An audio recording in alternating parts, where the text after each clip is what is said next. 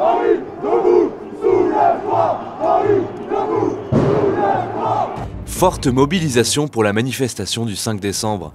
Selon la CGT, ils étaient 250 000 rien qu'à Paris à marcher contre la réforme des retraites. Un cortège long et dense qui s'étendait de la gare d'Austerlitz jusqu'à la place de la République. Cheminots, agents de la RATP, mais aussi personnel hospitalier, travailleurs du privé, étudiants, enseignants et retraités. Même les féministes avaient leur cortège à l'instar des fameux Black Blocs.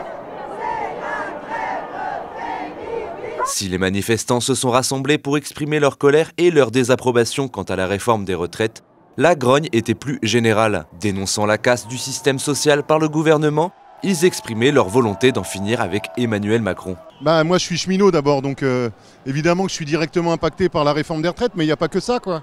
Nous ce qu'on veut c'est protéger notre protection sociale, garder notre protection sociale, garder la protection sociale à la française, parce qu'ils sont en train de tout casser, quoi. Et je suis venu manifester pour la retraite, pour nos droits, pour tous les gilets jaunes éborgnés, les yeux perdus, les mains perdues, la répression policière. Moi j'étais infirmière, je te dis pas les retraites d'infirmière, il faut savoir que les primes ne sont pas prises en compte, donc je suis à la limite de la misère, mais suffisamment pour être imposée que CSG et compagnie. J'avais senti qu'il y avait une sorte de convergence parce que moi-même dans ma ville j'ai vu qu'il y avait plusieurs corps et c'est plus ça qui m'intéresse aujourd'hui. Par exemple, c'est la première fois que je défile avec les pompiers. Il y a plein de gens dans la misère qui sont dans la rue, on en a vu encore plein ce matin. Le peuple est de plus en plus désarmé, les retraites vont être complètement foutues en l'air, ils ont décidé de tout casser. Donc la première chose que l'on fait, c'est qu'on joint notre voix à celle de tous les syndicats et partis politiques qui ont appelé à manifester aujourd'hui.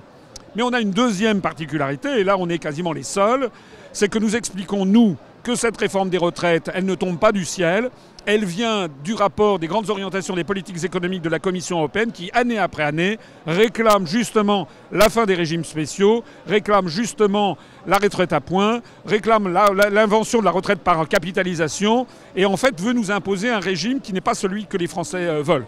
Donc nous sommes là à montrer la responsabilité de l'Union européenne et de notre appartenance à l'euro. Si on ne peut pas vivre correctement en étant étudiant, correctement en étant professionnel et correctement en étant retraité, quand est-ce qu'on vit correctement en fait? La convergence de lutte est importante, mais ne pas se faire entuber par les syndicats, c'est aussi très important.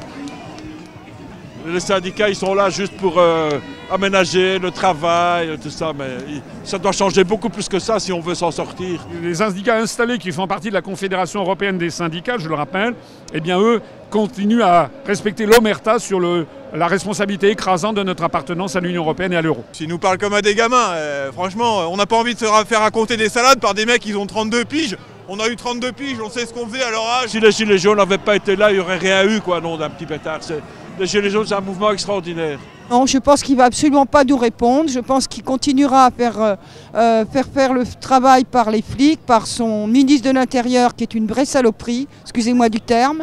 Il y a eu plus de 2 millions de chômeurs supplémentaires depuis 2008. Donc tous les gouvernements qui soient de gauche ou de droite à l'heure actuelle, pour moi, ils sont dans le camp des riches. Et c'est aux travailleurs et aux travailleuses de s'exprimer aujourd'hui. Il y a manifestement un problème d'écoute au niveau gouvernemental. Il y a un problème de réponse aussi au mouvement de contestation. La réforme des retraites, c'est ce qui rassemble tout le monde, mais en réalité, c'est la goutte d'eau qui fait déborder le vase. Et aujourd'hui, on est dans la rue aussi parce qu'on en a tous marre. Très vite, dans l'après-midi, Black Bloc et casseurs ont semé le trouble dans la manifestation. Au moins 700 individus radicaux s'en sont pris aux forces de l'ordre. Les débordements ont débuté à peine 1 heure après le début de la manifestation, aux alentours de la place de la République. Au fil des rassemblements, le scénario se répète.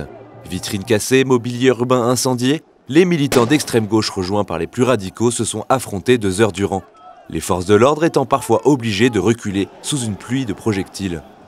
Des dizaines de milliers de personnes immobilisées pour ne pas dire nassées ont dû attendre que la situation se calme pour continuer le parcours de la manifestation. Les forces de l'ordre massivement mobilisées pour l'occasion ont finalement réussi à scinder la manifestation en 2, ce qui a permis au cortège parisien d'arriver à son terme à la place de la Nation.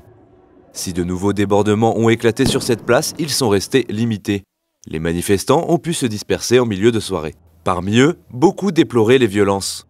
D'autres pensent désormais que c'est peut-être la dernière solution pour se faire entendre face à un gouvernement dont l'unique réponse à la contestation sociale repose sur la répression.